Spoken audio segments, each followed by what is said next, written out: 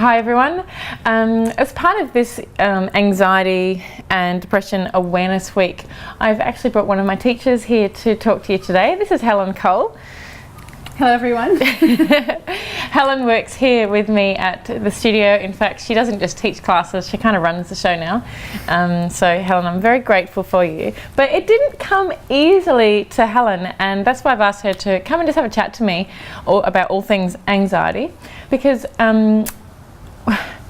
Helen actually found yoga because she was experiencing anxiety. So I might just come back, Helen, if you don't mind sharing with us today about how did you actually know that you had anxiety? Because I know personally I didn't know that I had it. It wasn't until I looked back, but was there something that a doctor said or something that someone had said? And then can you tell us about how you found yoga? Yeah, sure. So I mean, I was told by a doctor that it was labelled as anxiety, but before that I knew something in my body wasn't right.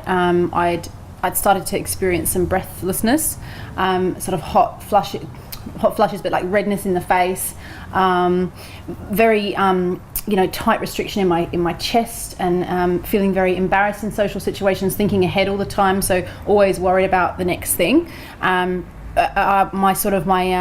My rhythm, which I'm always quite a fast going person, but was really, really fast. Like my tempo rhythm was very, very quick. And I probably thought I was sleeping well, but wasn't. It was very sort of short and quite light sleep through the night. So it got to a point that I think I was just absolutely chronically exhausted and anxious, and finally went to a doctor.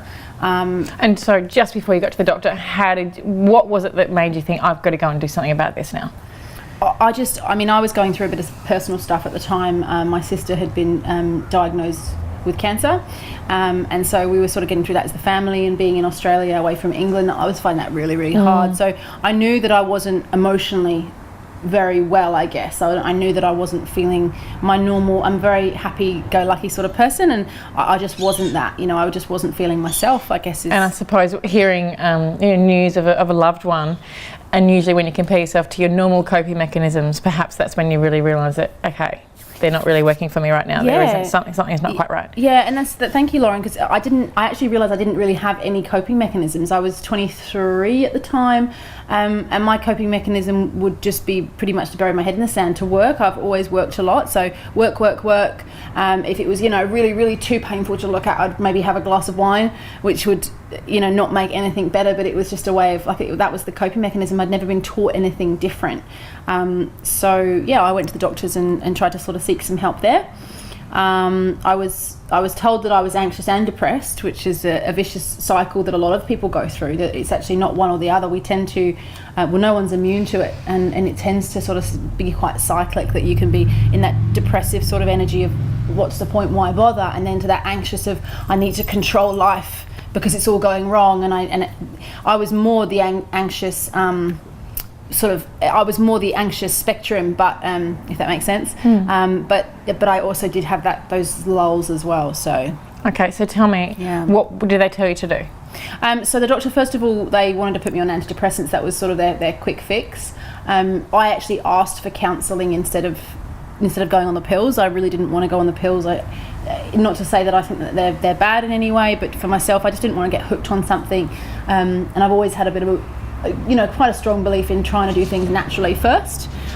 So I really didn't like the idea of going onto pills unless I really had to. So I asked for some counselling, which was really good because, with Medicare here, you do get a certain amount of counselling included. So I went for probably about 4 or 5 sessions out of the 10, and even just talking to someone, it did really help. I was probably given a few handout sheets about relaxation techniques and stuff, but didn't really do them because it's a case of reading a piece of paper. I don't really know what this stuff means. I'm not going to go home, and I didn't know what meditation was, that's for sure. And you didn't know what yoga was? Didn't know. Well, you'd never done yoga? Yeah, I'd heard this word yoga for a long time, and always thought I should try it, even just because of tight shoulders, working in an office. And my massage therapist, actually, I remember him saying, you really need to do some yoga because you're going to be a hunchback before you're 40 years old. So do some yoga. But I sort of didn't ever think I'd be good enough for yoga. I was, very tight hamstrings, can't touch my toes and stuff like that. So I knew I should do it. There was this little voice over here saying, do yoga, it's going to be really good for you. But there was just something holding me back. And I guess the anxiety probably didn't help you know, it's hard to try something new when you're anxious, and it's hard to try something new when you're depressed, because you either don't want to because you can't be bothered, or you feel like really overwhelmed by what might happen in that scary situation that you don't know, that you can't control. And I guess it's so much easier to do nothing at all, isn't it? Oh yeah, and bury your head, sort of. Absolutely. Absolutely. So, okay, so you've been now told that perhaps relaxation, meditation and yoga is the path. And just fast forward to now, like, she's not only is Helen a yoga teacher, she co-facilitates with me. We run retreats. Helen is also a coach and helps people with their own anxiety and depression. So she's done full circle. So here we are back at Shall I Do Yoga, and tell me, how did everything change from then? Do you know, I'm not sure what actually made me go to the yoga class on that first day. I'm pretty sure I didn't have a car at the time, so I probably would have walked there. But it was just that class, and I really don't remember about how I got there, why I showed up, but I just remember about being in that space and being with, you know, that first yoga teacher that just changed my life, absolutely changed my life forever. Just being able to move in your body and being told that you need to be breathing and not holding your breath, to know what an actual full breath was. I don't know if I'd really taken any awareness to my breath ever, really, like not even as a kid. You know, you breathe a lot more naturally when you're little. You know, as children you see them belly breathe, which is how we teach you to do in yoga, but you sort of lose awareness of that as you become an adult, and your mind's so busy, we're so conditioned into doing and being and achieving and go that breath seems like such a simple thing that just happens. So the breath for me was a really huge part, which is probably why it comes into my classes so much. I really focus on that breath, that movement of breath. But the shavasana of relaxation at the end, which I didn't really even know what that word meant, and then just being able to be and to know that whatever happened through the practice, whether it was a pose I didn't think I was good at, or that I maybe fell over in a balance, that it was just sitting with that and allowing it to come up and not running away from it. I think I probably didn't have the skills to sit with emotions before. I probably, even as a child, I was probably always sort of happy and liked those good, all of us like good feelings, and I probably didn't really know how to deal with sadness or frustration, you know, even anger, and I probably just sort of buried those sort of feelings, whereas yoga taught me that it's okay to just feel them, and the emotion's not you don't need to react to them. So yeah, it was pretty life-changing, that first yoga class. I'm pretty sure the first thing I said to myself after was, I wish I'd done this sooner, but you know, you are ready when you're ready. As much as it's easy to sort of sit and say, please do yoga, it will change your life.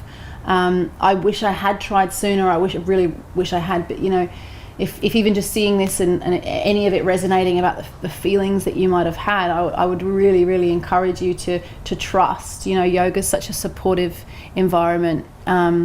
Every teacher that I connect with, you know, especially at Zenka, where we're so lucky to have that community, but any yoga person you meet, really, we've all got that same love of the practice, which is the journey to the self. It's the transformation and learning to really love ourselves. And so Helen, just coming back into my DVD now, because I'm selling the Yoga for Anxiety DVD, which is 60 minutes in total. There's 10 minutes guided meditation, 20 minutes seated meditation, and 20 minutes seated practice and 30-minute standing practice, and it's for $30 only. If you follow the links above, you can grab that and have that and do it at home or anywhere. But you are very much a part of putting together this online content with me, Helen, and I know you've done the practice as well, but just for those people who haven't actually bought it yet and are curious, you know, why should they go and pay that $30 and start to do the flow from home? First thing, it's amazing value. You won't get anything that's better value. The fact that I love that it's in the sections that it is, that you can do the 20 minutes, the 10 minutes, the 20 minutes, the 30 minutes. So wherever you are in your day, like, everyone has 10 minutes for themselves. So you can roll out your mat and you can do it at home. There's very little out there that's really good yoga for anxiety content, and Lauren's really, the flows are beautiful. Just to say that I've overcome a lot of challenges through anxiety. That's not to mean that I never get anxiety. So it lives within all of us, I believe. I don't think anyone's immune. So whenever I've got stuff coming up, I often like to refer to your DVDs and roll out my mat and do something more gentle. So it will teach you how to do that. It will teach you how to be gentle with yourself in a practice which you might not get in a class where you're, in a big class where you're sort of flowing maybe a bit more freely. It helps you to really slow down. And I think that's something that it's an art that we really need to remember.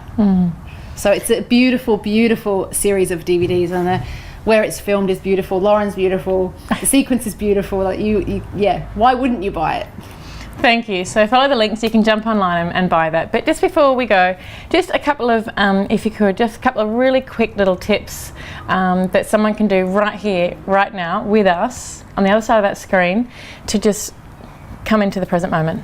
Okay, let's breathe. So I would start always grounding both feet, closing down the eyes, maybe lifting through the spine slightly, and just focusing in on your breath.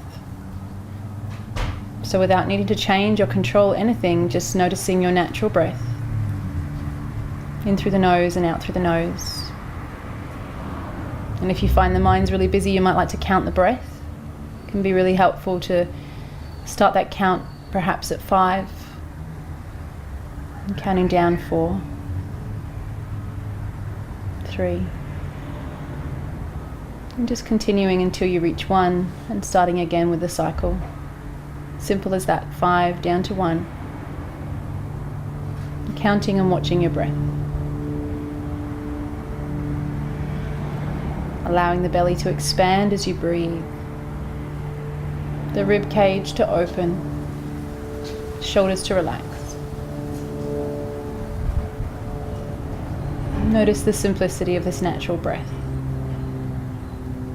helping us to step into the present moment, which is the only moment that ever truly exists. And finding peace there. And we'll just stop counting. As simple as that. Opening the eyes, and really even just 3 deep breaths you can take at any time in your day, bringing yourself into the now. We all need to do it. We all get too stuck in our heads, yoga teachers included. So we're all still learning, this art of just being human beings again rather than human doings. So I would say a tip, it would be to do that, at least twice a day, morning and evening. Try to catch yourself. I often catch myself in the car. Maybe I'm rushing to be somewhere. Maybe I'm late for an appointment. And I breathe, 3 deep breaths, because you can't control some situations outside of yourself. So come back to what is happening right now rather than thinking ahead or playing back. It's beautiful. Thank you. Thank you. Thank you for watching. And I'm sure you'll see more with Helen Cole in more videos to come. Helen also teaches Pilates at the studio, so I'm going to have some Pilates coming at you soon. Thank you everyone for watching. That's Helen Cole, her journey with anxiety, finding yoga and doing full circle and coming out now as a yoga teacher, life and health coach and retreat facilitator. So thank you for sharing on Lauren Vercoe today. Thank you. Namaste. Namaste.